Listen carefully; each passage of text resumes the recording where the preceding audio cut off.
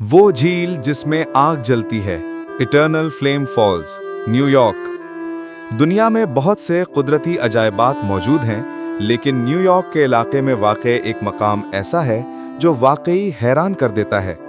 इसे eternal flame false कहा जाता है, जिसका मतलब है हमेशा जलती हुई आग का आबशार। ये मकाम अमेरिका के शहर आर्चर्ड पार्क में पाया जाता है। ये एक छोटा सा आबशार है जिसके नीचे एक चट्टान के अंदर कुदरती गैस का इखराज होता है। यही गैस आग को मुसलसल जलाए रखती है।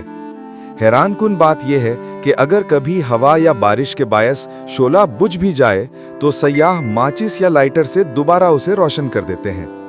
ये मंजर देखने वाले हर शख्स को दंग कर देता है कि पानी के नीचे कैसे आग जल सकती है।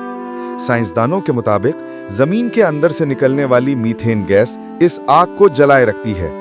इटर्नल फ्लेम फॉल्स कुदरत की एक ऐसी नायाब निशानी है जो पानी और आग, दो मुतजाद अनासिर को एक ही जगह पर जमा दिखाती है। ये वाकई जमीन पर मौजूद एक अजीब खूबसूरत मौजज़ा है।